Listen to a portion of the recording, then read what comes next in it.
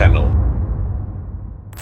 Almost all of the ingredients used to make fentanyl are made in China. The ingredients are called precursors, and they're sent over on giant cargo ships to Mexico. In Mexico, the cartels finish the fentanyl and they ship it over the border into the US. As these shipments flood into American cities, they ignite a living nightmare on the streets. Fentanyl doesn't just it strips away humanity. In tent cities spanning from LA to Philly, this cheap poison has transformed the homeless into hollowed-out ghosts. Many lose their homes to addiction, while others turn to the drug just to numb the cold and the desperation of the sidewalk. Because it's so potent, fentanyl destroys a person's ability to function within weeks, killing any chance of getting back on their feet. These neighborhoods are now overrun by zombies, shifting the housing crisis into a full-blown humanitarian disaster with no clear way out.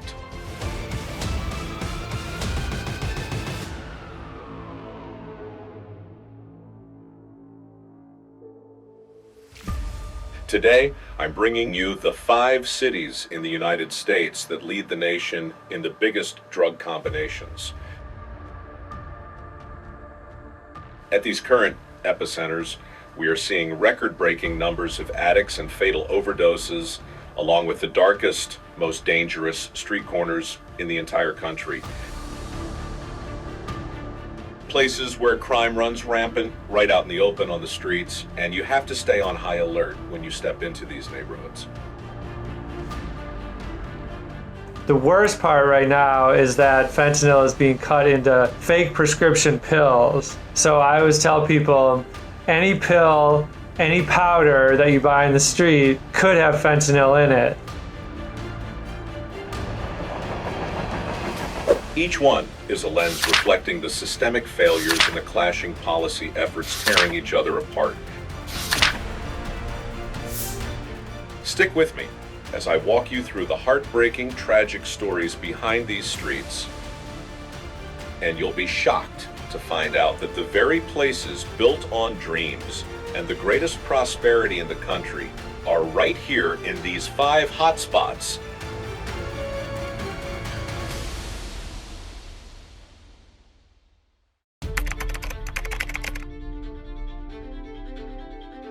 "50 square blocks of pure, unadulterated urban survival." That's Skid Row, Los Angeles, ground zero for a decades-old crisis where severe mental health degradation and heavy substance dependency violently collide on the pavement. The 3 days of trank though, did that to my finger. Start with scale. This is one of the largest unsheltered populations in the country. Entire blocks function as open-air survival zones. Then layer in substance use, primarily synthetic opioids. Drug overdoses still rank as the #1 killer of homeless people in the county, even after a 21% drop in 2024. You got it? This is still ground zero for the deadliest street-level drug wave in America. Fentanyl has taken over, and I cannot compete with fentanyl. It is killing so many people, and there's no social boundaries. There's loss in families everywhere.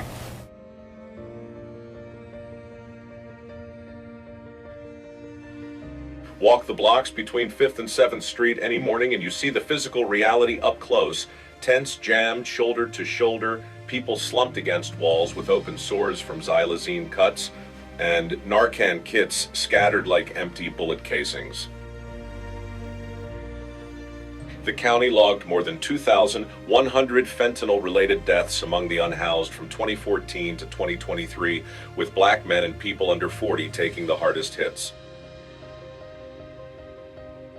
Even with the recent decline, the supply never slows down. Dealers push the 6 price mix right out in the open, and one bad hit is all it takes.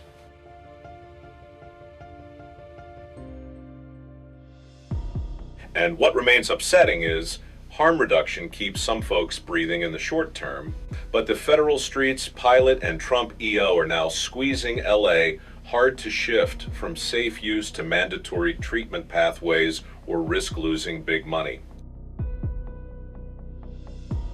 Every ER run for an overdose still costs taxpayers tens of thousands, and the revolving door between the street, the campus, and jail is burning cash while the cartels keep the pipeline wide open.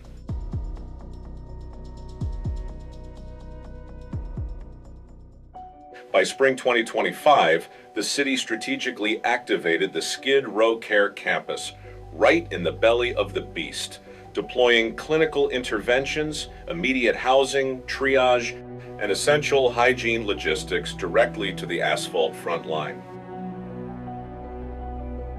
If billions are being spent, why is the crisis becoming harder to see and harder to reach? Here's the controversial reality. Los Angeles isn't failing because it's doing nothing. It's failing because the system is reacting faster than it can adapt. If you think you've seen the absolute bottom of this crisis, keep watching on the East Coast.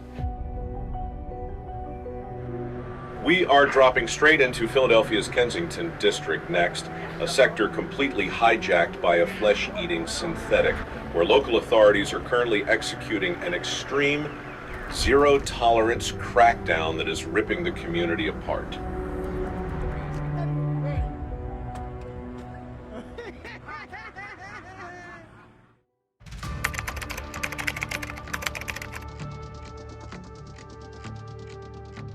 Kensington, Philadelphia, is no longer just a notorious open-air grid. It has rapidly mutated into a catastrophic biohazard zone. Short blocks, high turnover, constant activity.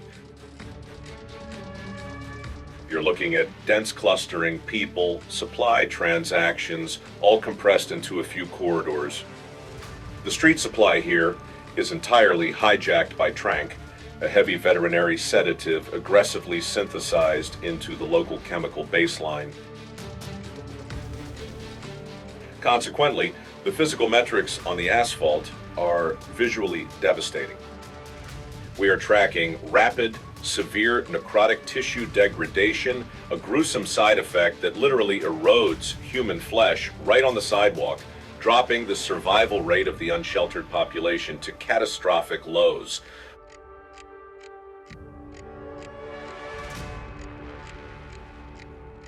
What happens when the pace of the street outstrips the pace of the system meant to stabilize it? Right now, a highly aggressive, zero-tolerance, tactical purge is sweeping directly through these specific blocks. Authorities are systematically dismantling the entrenched encampments, initiating a heavy-handed sweep to scrub the sector entirely clean ahead of the massive tourist influx for the 2026 World Cup. Heavy machinery aggressively clears the pavement. Millions in settlement capital are simultaneously being injected directly into the localized infrastructure, rather than solely funding temporary clinic beds. This money is actively fortifying the remaining community, financing critical structural home repairs.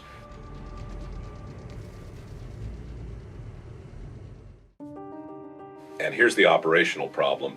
Outreach teams can't be everywhere at once. Hospitals cycle through patients quickly, then see the same individuals return. Treatment access exists, but continuity breaks.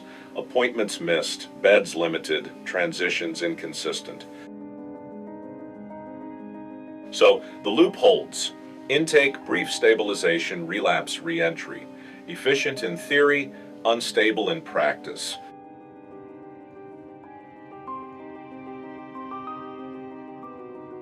Here's the controversial take. Philadelphia looks more intense not just because it is, but because it's less buffered, fewer layers between the street and the public eye. What other cities contain within systems, this area exposes. And that exposure gives you cleaner signals, what substances are doing, how fast patterns evolve, where interventions lag.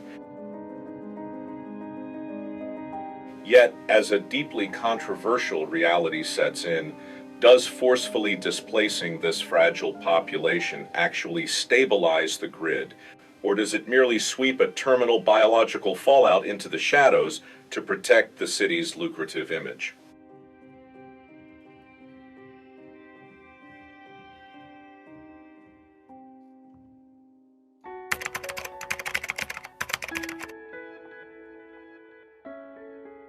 Mass and Cass, short for Massachusetts Avenue and Melnia Cass Boulevard, has become one of the most tightly packed addiction corridors in the U.S. Now, unlike cities where the crisis spreads out, here it stacks. People, supply, outreach, enforcement, all colliding in the same space. And because of that, the system operates in constant overload. In recent years, Boston has recorded roughly 300-400 overdose deaths per year, with Suffolk County often exceeding 450 deaths annually. A large share of these cases are tied to synthetic opioids like fentanyl, and many are linked directly or indirectly to the Mass and Cass area. Boston EMS handles thousands of overdose-related calls every year. In some years, over 6,000, 7,000 suspected overdose incidents citywide. Mass and Cass alone has historically accounted for a disproportionately high concentration of these calls, meaning a small geographic area generates a massive share of emergency activity. Now, Boston has tried something different: encampment clearances, increased policing, more structured shelter placement. On paper, it reduces visibility.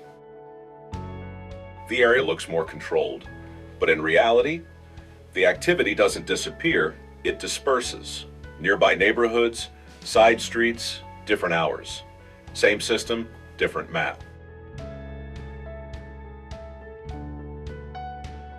As a result, areas that used to feel controlled, like Downtown Crossing and Copley Square, have started seeing more people struggling in public spaces. When the main encampment at Mass and Cass was cleared, outreach teams lost something critical: a fixed location. Before, they knew exactly where to go to check on people, provide medical support, and respond quickly in emergencies. After the dispersal, that visibility dropped sharply. Now, instead of monitoring one concentrated area, teams have to search across multiple neighborhoods. That slows everything down: response time, follow-ups, even basic check-ins. And when you're dealing with fast-acting substances, delays matter. A few extra minutes can change the outcome completely.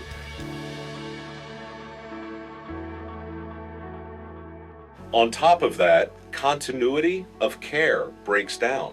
Someone might be seen one day in Roxbury, then show up days later in Back Bay with no consistent record or support in between. Without that tracking, it becomes much harder to manage withdrawal symptoms, which can be severe and require immediate attention. So what used to be a centralized, high-intensity problem has now turned into a scattered one, harder to locate, harder to manage, and much more unpredictable on a day-to-day basis. And here's the uncomfortable truth: Mass and Cass isn't just a crisis point, it's a pressure point. A place where everything converges so tightly that you can actually see the system struggling in real time. Because when the volume stays high and the cycle keeps accelerating, the question isn't whether the system is responding, it's whether it's already falling behind, right?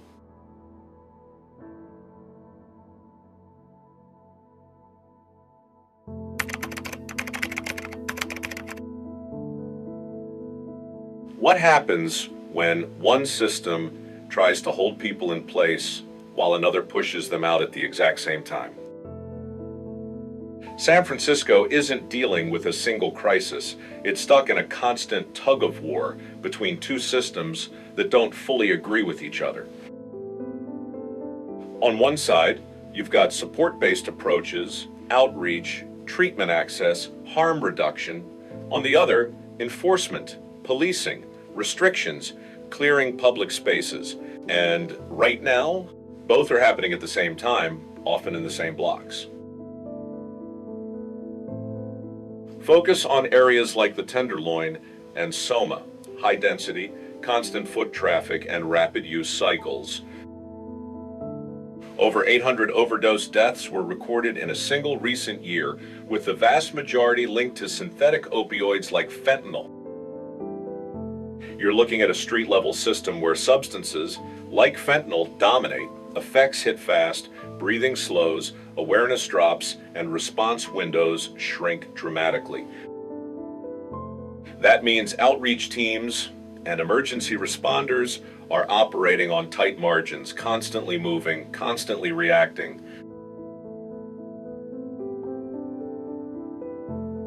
For years, this ultra-dense grid operated as the ultimate sanctuary for unchecked chemical tolerance, a sector so heavily saturated with synthetic opioids that local officials were literally forced to trigger a state of emergency just to handle the bodies dropping on the asphalt.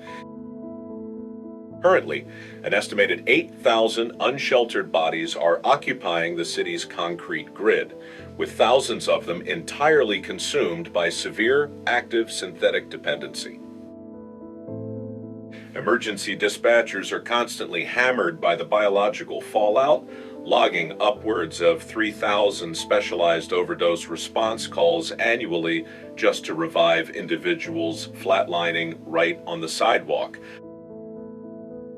In a drastic, hardline pivot for 2026, the administration completely severed the unconditional free supply pipelines.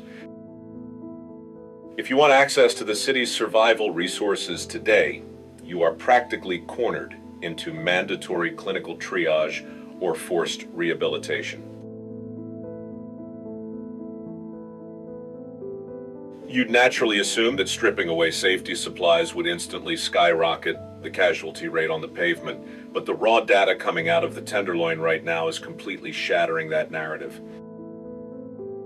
While fatal metrics hit a catastrophic, record-breaking peak of 810 dead in 2023, this brutal new tactical pivot successfully slashed the street-level body count down to roughly 620 by 2025. Ultimately, the Tenderloin is operating on a brutal, highly pragmatic new reality. When a crisis deeply infects the infrastructure, a zero-tolerance tourniquet is the only tactical maneuver left to stop the city from completely bleeding out.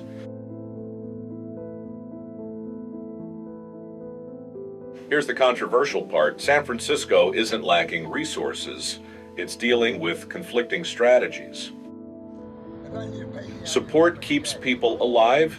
Enforcement tries to restore order, but without alignment, they cancel each other out. The result? A system that's always active, always visible, but never fully stable.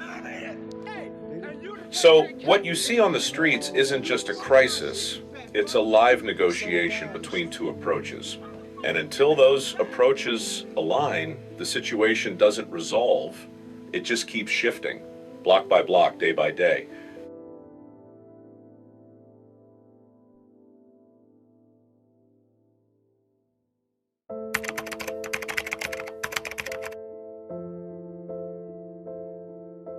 New York City doesn't show you the crisis the same way, and that's exactly the problem. It's not exploding on every corner. It's being absorbed, processed, and quietly stretched inside a system that's already under pressure. And once a crisis gets contained like that, it becomes harder to measure and easier to underestimate.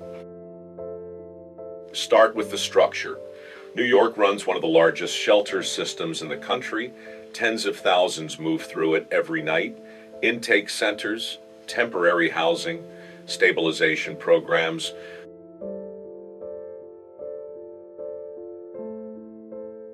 On paper, it looks organized, but operationally, it's a high throughput system, not a long-term solution. People come in, stabilize briefly, then cycle back out. And within that cycle, substance dependence doesn't disappear, it compresses. Now layer in the data. The city records over 3,000 overdose deaths annually, with synthetic opioids like fentanyl driving the majority of cases. Emergency services respond to tens of thousands of overdose-related calls each year, meaning the system is constantly operating in reactive mode. But here's the difference. You don't always see it happening in one place. If the numbers are this high, why doesn't the city look like it's in crisis? Because visibility is managed. Streets are monitored, encampments are less concentrated, and individuals are often moved into shelters quickly. That reduces what you see, but it doesn't reduce what's happening. Instead, it shifts the activity indoors into facilities where tracking becomes fragmented and oversight is stretched thin. And here's where it gets technical. Overcrowding increases friction. More people, limited staff, tighter resources, follow-ups get inconsistent, treatment pathways break. So what you get is a loop. Intake, short-term stability, relapse, re-entry, efficient in theory, unstable in execution. What happens when the system designed to catch people becomes a revolving door instead? Here's the controversial take. New York looks more controlled, not because it solved the problem, but because it redistributed it. The crisis is still there, still active, still scaling, but it's embedded inside infrastructure rather than exposed on the street. So while other cities show you the breakdown in real time, New York processes it behind the scenes, and once a crisis operates like that, hidden, distributed, and constantly cycling, it becomes less visible, but far more difficult to fix over time.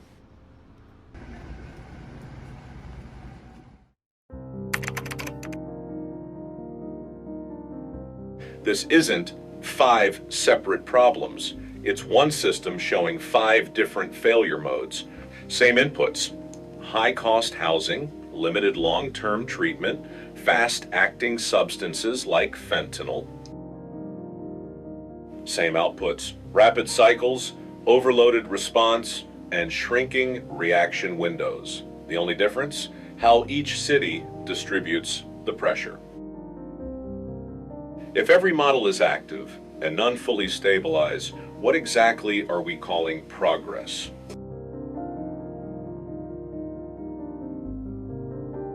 Los Angeles pushes the crisis below ground. San Francisco splits between support and enforcement. New York compresses it into infrastructure. Las Vegas loses visibility entirely. Philadelphia accelerates the pattern to its extreme. Different maps, same mechanics, and when the mechanics stay constant, outcomes repeat. Now connect the dots. When response time increases, outcomes worsen. When continuity breaks, relapse rates spike.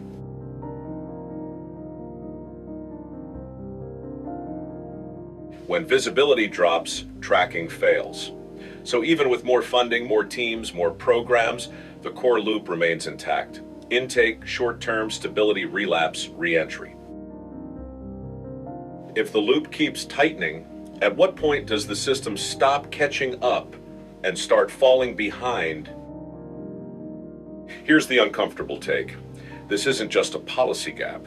It's a system operating at capacity, adapting in real time, but never quite getting ahead. And if the largest, best-funded cities can't break the cycle, then the real question isn't where the crisis is, it's how far it spreads next.